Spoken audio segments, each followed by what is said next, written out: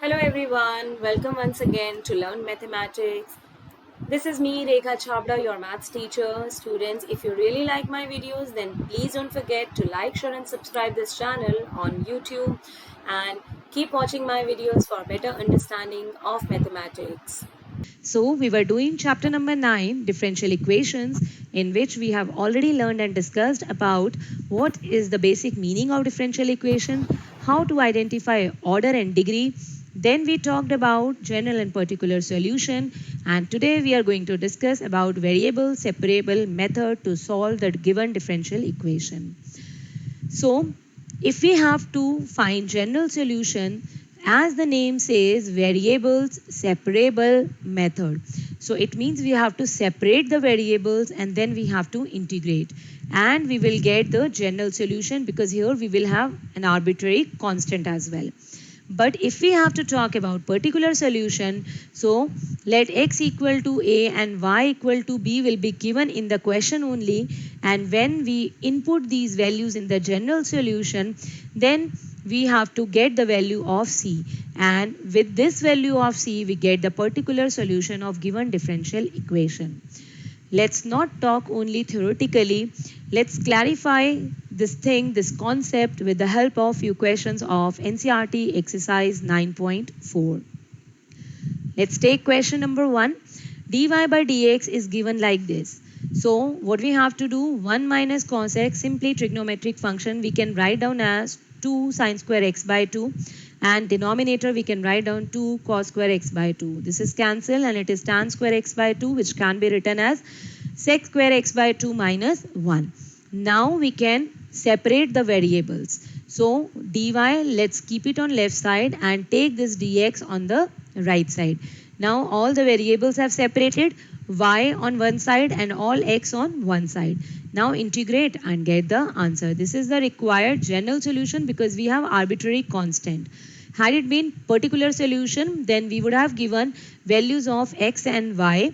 In that case, we will put the value of x and y in this general equation, general solution, and we will get the value of c, and then we'll put that value of c here in this general solution, and that will be the particular solution of given differential equation. Question number 4, here sec square x tan y dx plus sec square y tan x dy. First of all, let's divide by tan x tan y. After dividing, we are getting this. Now, if you look at this first term, we have all x, and in the second term, we have all y. So, it means what we have done, we have separated the variables. So, now take this term to right side, and now we are integrating. Now, we can take any one of the term and solve. Here we are applying substitution method, tan x equal to t. So when we'll take the derivative, it will be sec square x dx equal to dt. Put it here, it is log t. What is the value of t? T is tan x. Now take this term and solve. Same way, now put both the values in this equation number 1. Whenever we have log with rest of the terms, students, here with arbitrary constant also you can take log. That does not create any problem. Then on the right side, log m minus log n, and then log and log is cancelled from both the side, and this is the general solution. Question number 7, same way, y log y dx minus x dy.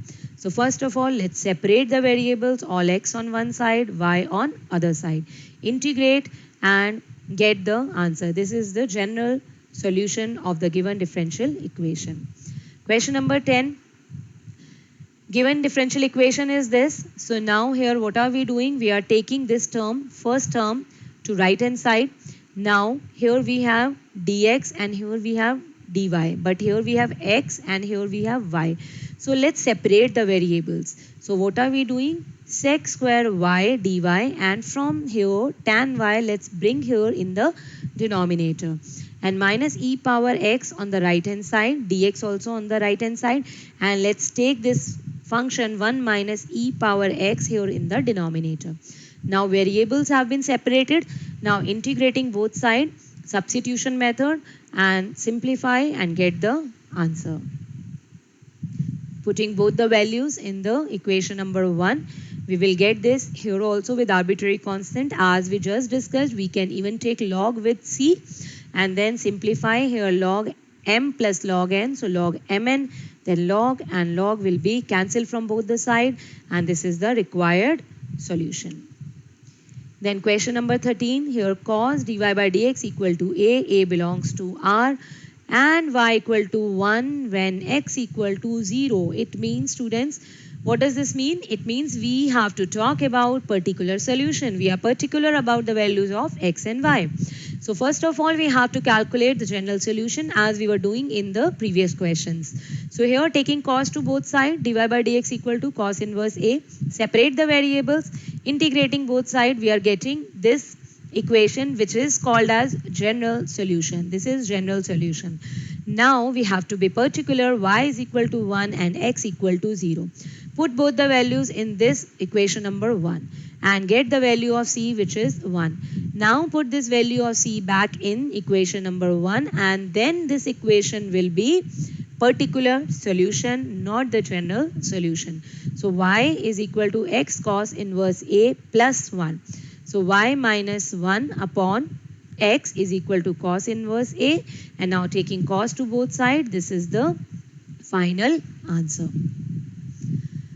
Find the equation of a curve passing through point 0, 0. It means again particular solution whose differential equation is given like this.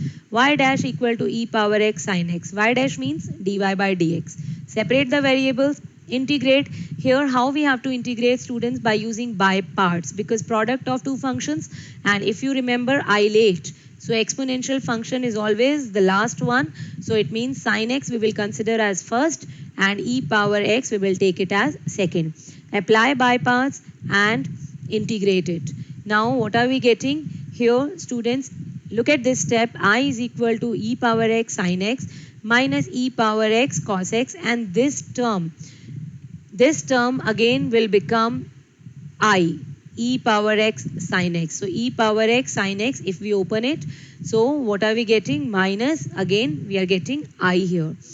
So taking this I to left hand side, 2i is equal to this, so get the value of I. Now substituting this value in equation number 1, this equation. So now what we have to do, we have to talk about the particular values when x and y both are 0, right? So put x as 0, y also 0 in this equation. What are we getting? We are getting c is equal to 1 by 2, and put this value back here in equation number 2 to get the particular solution. Question number 17, find the equation of a curve passing through this point, particular solution. Given that at any point xy on the curve, the product of slope of its tangent. What is the slope of its tangent? Students, slope of its tangent is always dy by dx. And the y coordinate of the point is equal to x coordinate of the point. It's very simple. Let x and y be the x coordinate and y coordinate of the curve. Slope of the tangent is dy by dx. According to question, what is given? The product of slope and y. It means y into dy by dx is equal to x coordinate. Is equal to x. Simple. This is the differential equation. Separate the variables. Integrate.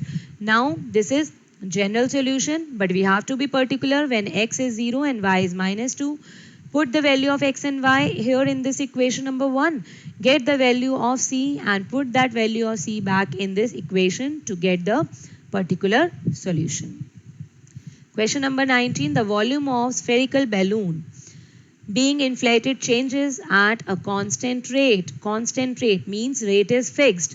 If initially its radius is 3 units. Initially means when time is 0, so radius is 3. And after 3 seconds it is 6 units. So it means when time is 3, radius is 6. Find the radius of the balloon after t seconds. So what is given here? Dy by dx is equal to k, which is constant, right? So here what is the y function? Y function is volume of sphere, 4 by 3 pi r cube. We have to differentiate this with respect to t. We will differentiate and then separate the variables, integrate on both the sides, and we are going to get this general solution. Now we have T0 R3. Get the value of C. then T 3 and R 6. Get the value of K. Put these both the values of C and K in this equation number 1. Right, and here we are getting the radius of the balloon after T seconds is this. In a bank, principal increases continuously at the rate of 5% per year. An amount of rupees 1000 is deposited with this bank. How much will it worth after 10 years? Okay, so let's say P be the principal and T be the time.